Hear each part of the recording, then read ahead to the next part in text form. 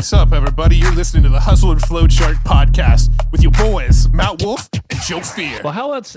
I'm getting curious on the advertising side, because I know we touched on, you wrote this article, at the time of this episode, a few days ago. So, there's Facebook and Google ads. I mean, we use both of them. You're in there a lot more than I do, so you see the data.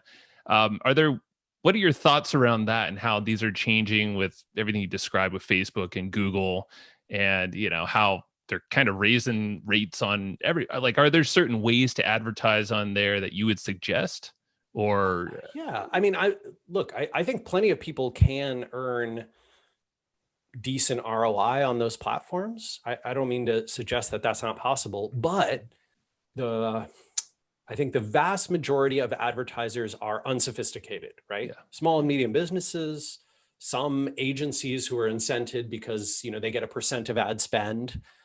Some folks who are either some combination of like new to the platform or just sort of follow Google and Facebook's suggested path, right? Yeah. I mean, Matt, I'm sure you've seen this, right? Like I hadn't been in Facebook ads for a little while. I went back in there maybe a couple months ago and was like, oh, what is this? Like the recommendation for what you should do is so broad and untargeted, and just really struck me as very abusive of an advertiser who might not have a lot of money and needs to earn ROI. And like, if you don't know what you're doing and how things sort of used to operate and how you can still like tweak the system if you know enough to get it to work for you, I feel really bad for those folks, right? And they're the ones who need it the worst. Like the big companies, the big agencies, they're going to be fine. Like they've got the dollars to blow anyway. So that bothers me a lot. And then I think, I'm not sure exactly what to call this problem. I've heard some people describe it as the ad slurry, which is essentially like, you take, so like a meat slurry, right, would be, there's a bunch of like good parts of the cow, right, and then a bunch of like older cow parts and, worse cow parts. And we're just, it's ground beef. That's what it is, right? Yeah, we made it a product. Yeah, we turned it into a product. And look, I mean, thankfully, USDA agricultural requirements have meant that ground beef, with the exception of Taco Bell, pretty good, right? pretty good, True. Baseline, like decent. You're going to survive. Yeah. But in the ad slurry world, it's very, very odd, right? Because Google will take YouTube advertising is a great example of this, right? So you advertise on YouTube and you basically have to opt out of everything that you don't want rather than opting in to things that you do want. And so Google can, send your YouTube ads to misinformation and disinformation and conspiracy theory rabbit holes and like flat earther madness and, whatever, like people who are against al dente pasta, that. Well, you're a pasta guy, so yeah, but I know. Unacceptable. Like what are we talking? You're advertising on a channel that's recommending that you make spongy pasta. Like, get out of here! Right? Give me the little texture there. Come on, yeah, exactly, right? Italiano. So it is very frustrating for an advertiser to be facing that sort of like, my ads go in plenty of good places, some pretty bad places, and some really terrible places that I don't want them to be at all. And I don't have fine-tuned controls. In fact, I don't even see the bad places that my ad is in until they've been there. And then I can go, opt out of them. Unless I'm savvy enough to like work with an auditing firm who's assembled a list of bad places already for me, from all their other campaigns, and like put it all together. Money. That's the slurry.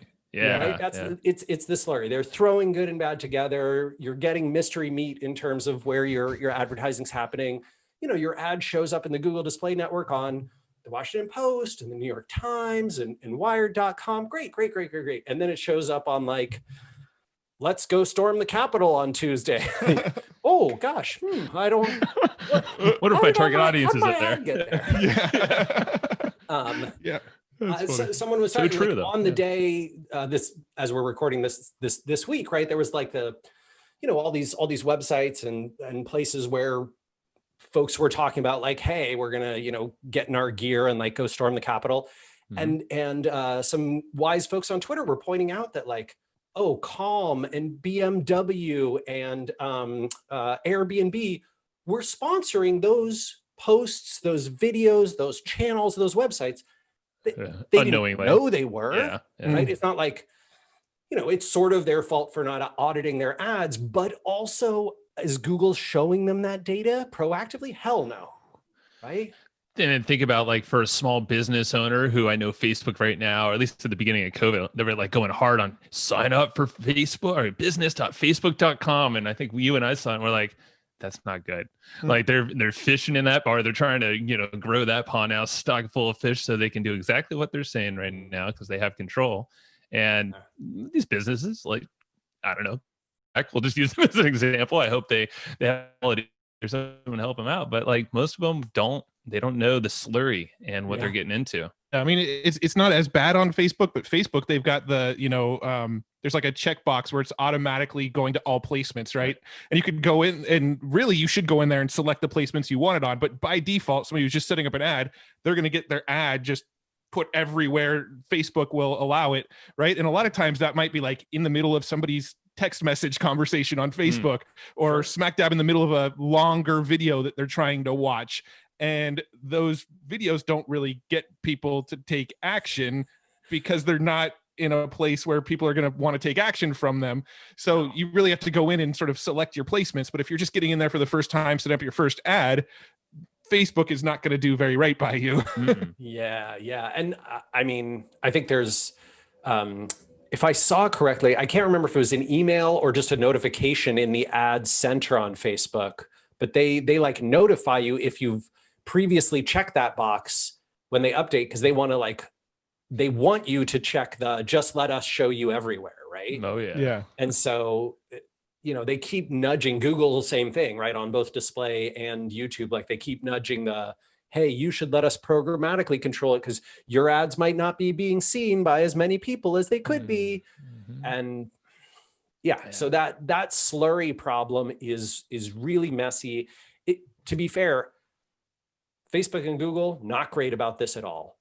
Those third parties that make up the other 30-ish, 35% of the display ad market are even worse. Like they are so much worse in terms of what platforms are we talking? Like the Outbrains of the world and Outbrain and Taboola, not great by any means. There's a whole bunch of third parties. Was one of them Okada or no, sorry. What is this?